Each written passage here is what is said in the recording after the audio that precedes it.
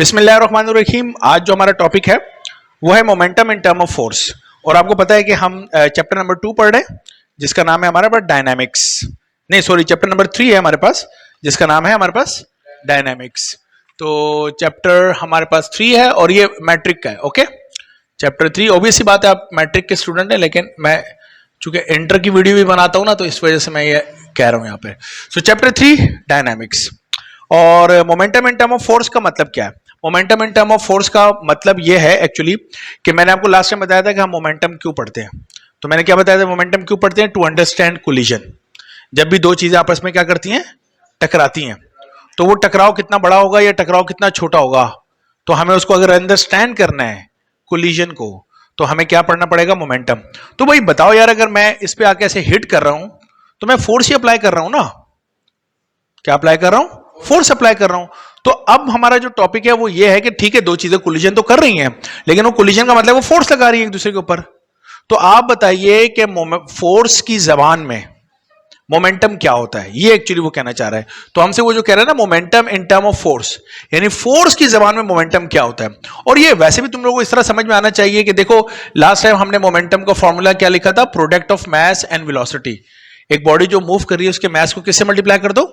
Velocity से। तो क्या बन जाता है? मोमेंटम।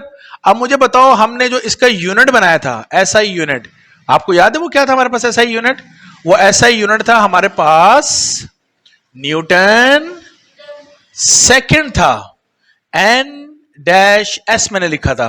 तो भाई न्यूटन तो फोर्स का यूनिट नहीं है क्या? फोर्स का है ना। तो इसका मतलब है मोमेंटम लामोहला हमें किसके बारे में इंफॉर्मेशन देने की कोशिश कर रहा है? फोर्स के बारे में। ओके, तो हम स्टार्ट करते हैं बिल्कुल उसी तरीके से जिस तरीके से हमारी किताब के अंदर है। तो हमारी किताब में कुछ इस तरीके से है कि सपोज हमारे पास ये एक बॉडी है, एक ऑब्जेक्ट है जिसका मास कितना है मेरे पास? m। और यहां से मैंने फर्ज कर दो इसके ऊपर ये फोर्स लगाई। सो ये अभी यहां से जब चलना शुरू हुआ तो जो इसकी इनिशियल वेलोसिटी है उसका नाम क्या है मेरे पास? vi। और ये मास यहां से जब यहां पहुंच गया तो स्टिल मास कितना हमारे पास? m। और इसकी जो वेलोसिटी है वो फाइनल वेलोसिटी बन गई क्या? vf मेरे पास बन गई। तो मुझे बताइए, अगर मैं कहता हूं जनाबे अली इनिशियल मोमेंटम, तो इनिशियल मोमेंटम को हम किससे रिप्रेजेंट करते हैं? p से। ये देखिए हमने लिखा हुआ है इनिशियल के लिए, मैं यहां पे नीचे लगा देता हूं i। ओके, और मोमेंटम का फॉर्मूला बेटा क्या था? mv था। तो इनिशियल मोमेंटम है तो इनिशियल वेलोसिटी vi लिख देंगे। इसी तरह अगर मैं लिख रहा हूं कौन सा मोमेंटम? Final momentum. तो फाइनल मोमेंटम को हम लिख रहे हैं p और f स्टैंड फॉर फाइनल। और ये क्या हो जाएगा? m। और इसमें जो वेलोसिटी होगी वो कौन सी वेलोसिटी होगी मेरे पास? फाइनल वेलोसिटी होगी। यहां तो कोई इश्यू तो नहीं है। अच्छा, अब मैं क्या करता हूं, अगर मैं मालूम करना चाह रहा हूं चेंज इन मोमेंटम। क्या मालूम करना चाह रहा हूं? Change in momentum. तो जब भी चेंज मालूम करते हैं, मिसाल के तौर पे अगर मेरे पास 70 रुपए थे और फिर मेरे पास 100 रुपए हो गए, तो कितने का चेंज आया? तो आप क्या बोलेंगे? 100 में से, यानी फाइनल वैल्यू में से माइनस करेंगे 70 को, इनिशियल वैल्यू को, तो कितना आंसर आ जाएगा? 30। तो आप ये बोलेंगे ना 30 रुपए का चेंज आया।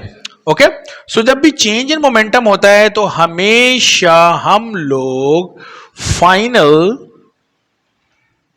मोमेंटम में से माइनस करते हैं कौन से मोमेंटम को बेटा? इनिशियल मोमेंटम को। बताओ ये बात समझ में आ रही है? चेंज को हम रिप्रेजेंट करते हैं डेल्टा से, ऐसी था।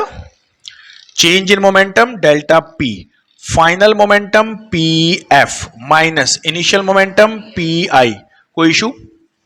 Okay, change in momentum is equal to final momentum हमारे पास क्या है?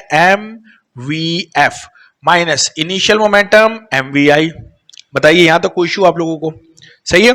अब मैं क्या कर रहा हूं, मैं कह रहा हूं कि dividing both sides by t। किससे डिवाइड कर रहा हूं? t से, टाइम से। सो इसका मतलब है चेंज इन मोमेंटम को भी मैंने किससे डिवाइड किया? टाइम से। तो यहां पे ये जो mvf माइनस mvi है, इसको भी किससे डिवाइड कर रहा हूं? t से। यहां तो कोई इशू? ओके, ये मेरे पास अभी तक चल रहा है delta p upon t। Agreed बेटा? हाँ, यहां दोनों में क्या कॉमन आ रहा है? m। तो m आपने कॉमन लिया, अब आपके पास क्या बचा? vf माइनस vi और डिवाइडेड बाय क्या चल रहा है, टी। तो ये जब ऊपर दोनों मल्टीप्लाई हो रहा है ना, ये जैसे ब्रैकेट और ये m मल्टीप्लाई हो रहा है, तो ये t किसी एक के नीचे लिख दो। तो मैं क्या कर रहा हूं, मैंने लिखा delta p upon T is equal to m को मैंने अलग लिखा ब्रैकेट में vf minus vi divided by t। क्या मैं ऐसे लिख सकता हूं? अब आप मुझे जरा बताइएगा, क्या हम लोग first equation of motion vf is equal to vi plus at के मुतालिक जानते नहीं जानते? तो ये है vf, ये vi प्लस का इक्वेशन के उस तरफ जाकर क्या हो जाएगा, माइनस vi, इधर तवज्जो दीजिए, इज इक्वल टू क्या बचा, a और t। तो t a के साथ क्या हो रहा है, तो t वहां जाकर बेटा क्या होगा, तो t को मैंने यहां जाकर डिवाइड कर दिया। बताओ, तो इसका मतलब जब भी vf minus vi upon t लिखा हुआ किसके बराबर होगा, a के। तो यहां पे भी तो vf minus vi upon t है।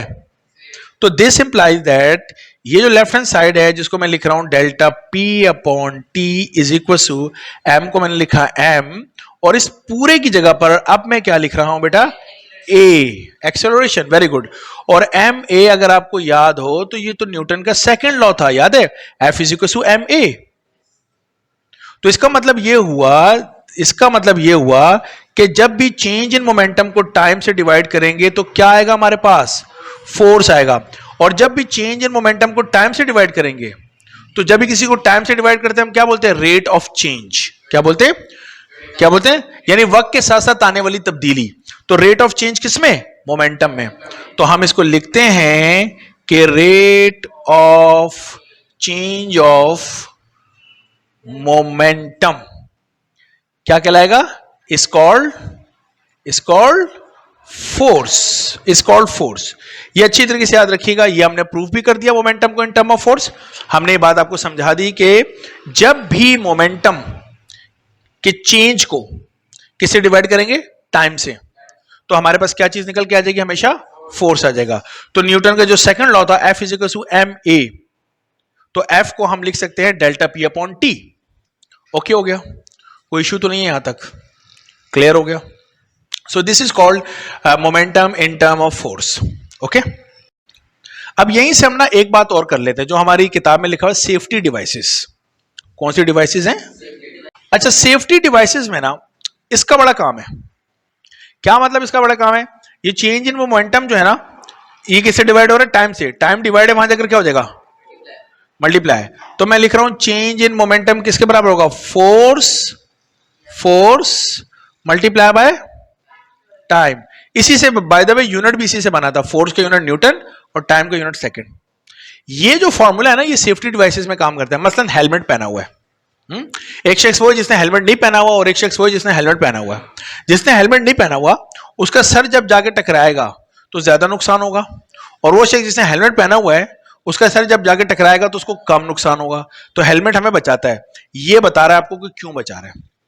देखो मोमेंटम कितना चेंज होगा, अब दो चीजें, फोर्स मल्टीप्लाई बाय टाइम। अगर हम टाइम बढ़ा दें, क्या कर दें, बढ़ा दें, तो लगने वाली फोर्स खुद ब खुद क्या हो जाएगी, कम।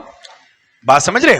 मिसाल के तौर पे ये डेल्टा पी की वैल्यू फिक्स है, मतलब मैं इसकी वैल्यू ले लेता हूं 100। कितनी ले लेता हूं, 100। अब ये 100 कैसे आ सकता है, एक तो 100 आने का तरीका ये है कि मैं कहूं कि 50 मल्टीप्लाई बाय 2, क्या ख्याल है, टाइम 2 और फोर्स कितनी लग रही है, 50। एक तरीका ये भी है 100 लाने का कि मैं इसको फोर्स को 50 की जगह पे क्या कर दूं, 10, और टाइम को कितना कर दूं, उसको भी 10 कर दूं। तो जब मैंने टाइम को आप देख रहे हैं बढ़ा रहा हूं तो फोर्स क्या होना शुरू हो रही है, कम। जवाब उतना ही आ रहा है। अब मैं इसको ऐसे भी तो कर सकता हूं, मैं फोर्स को 1 कर दूं और टाइम को कितना कर दूं, 100। मैंने फोर्स यानी टाइम को और बढ़ाया तो फोर्स और कम हो गई, जवाब अभी भी 100 आ रहा है।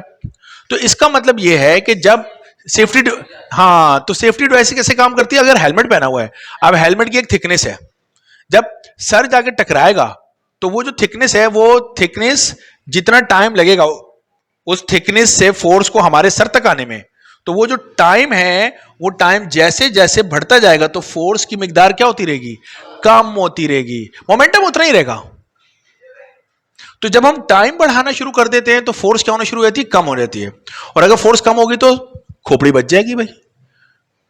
ओके, तो जितनी भी सेफ्टी डिवाइसेस हैं वो इस प्रिंसिपल के ऊपर काम कर रही है। मेरा ख्याल है ये बात भी समझ में आ गई होगी। आसान सी बात है। अब इसको अगर आप बुक में यहां से पढ़ोगे तो आपको आसानी से समझ में आएगा, जितने भी उसने हेलमेट शेलमेट बनाए हुए हैं, जो चीजें बनाई हैं उसमें वो यही बातें बताना चाह रहा है आपको। ओके